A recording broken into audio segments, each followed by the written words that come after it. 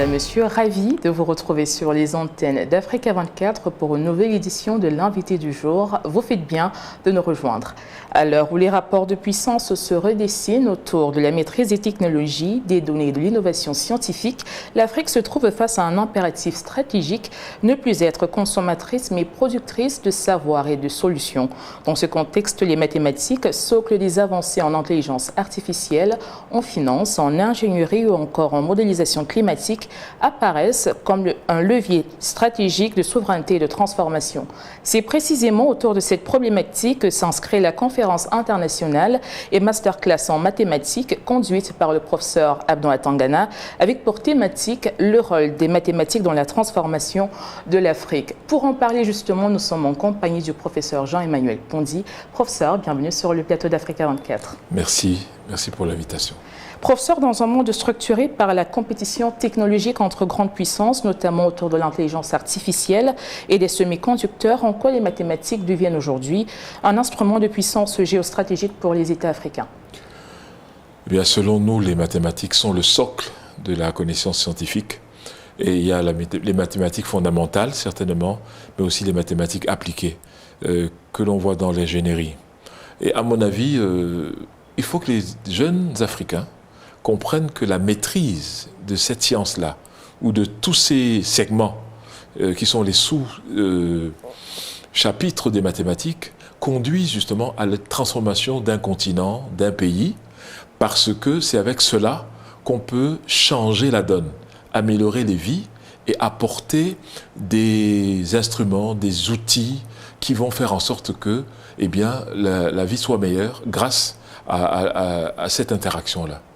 Votre initiative intervient dans un contexte où l'Afrique cherche à accélérer son industrialisation et sa transformation numérique. Concrètement, comment passer d'une reconnaissance théorique du rôle des mathématiques à une intégration effective dans les politiques publiques et les modèles économiques africains? D'abord, je tiens à dire que je ne suis pas mathématicien de profession, ni de près ni de loin.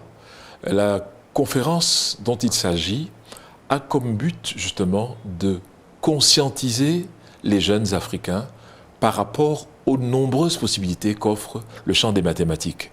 Parce que très souvent, on a fait peur, je dirais, aux enfants qui ont une phobie des mathématiques, pour la plupart.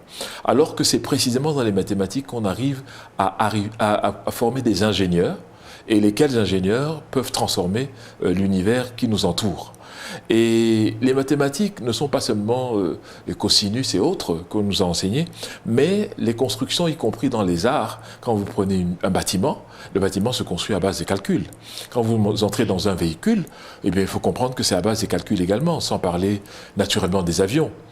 Et dans le domaine, par exemple, de la météo, donc de l'agriculture, il y a toute une dimension des calculs mathématiques.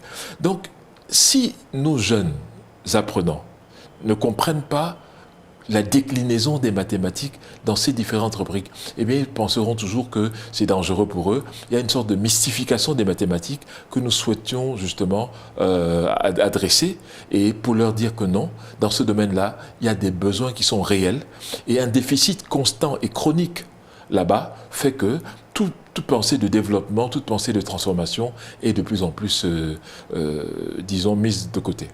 Vous réunissez des profils d'exception comme le professeur Faustin Archange Touadéra et Abdon Atangana.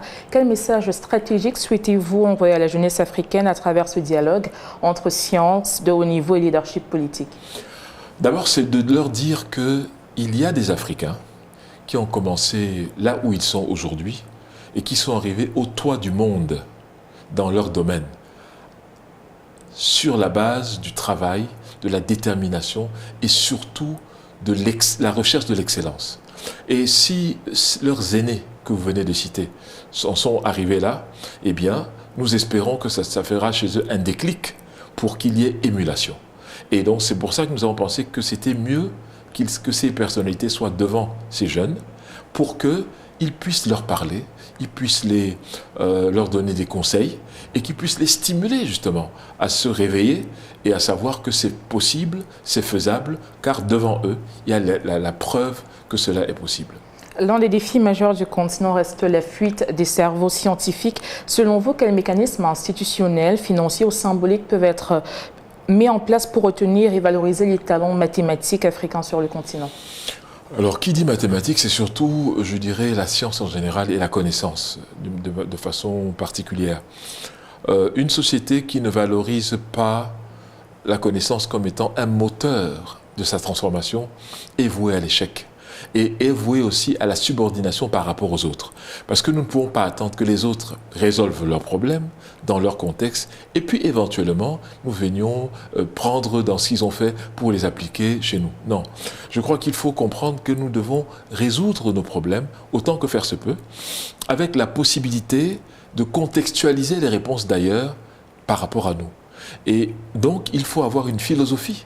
Il faut avoir la capacité de savoir dans le passé ce que nous avons fait en 400 000 ans. Nous avons 400 000 ans d'existence. Comment nous avons résolu nos problèmes pendant ces 400 000 ans? Comment est-ce que nous pouvons chercher dans cette panoplie qu'est-ce qui peut nous servir aujourd'hui et nous projeter même dans l'avenir? Et avoir aussi une approche de prévision. Que sera le Cameroun? Que sera l'Afrique dans 100 ans, dans 200 ans? C'est absolument important. Or, aujourd'hui, nous semblons vivre un peu au jour le jour par rapport à des partenaires, entre guillemets, qui, eux, justement, modélisent le monde dans 200 ans. Donc, il faudrait vraiment qu'on ait conscience de cela. Et la jeunesse africaine est appelée, est invitée à regarder tout cela en sachant que c'est la science qui est la base de tout. Si vous prenez aujourd'hui les premières industries dans le monde, ce sont les industries dans la sphère du digital. Ce n'est pas ceux qui produisent le cacao et le thé et le café. Ce n'est pas pour dire que ce n'est pas important, ça l'est. Mais aujourd'hui, ceux qui sont en tête de la course, ce n'est pas ceux qui produisent le café et le thé, malheureusement.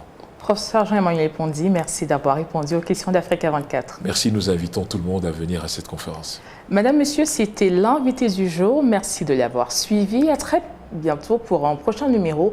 D'ici là, tout de suite, une nouvelle édition de l'actualité africaine sur nos antennes.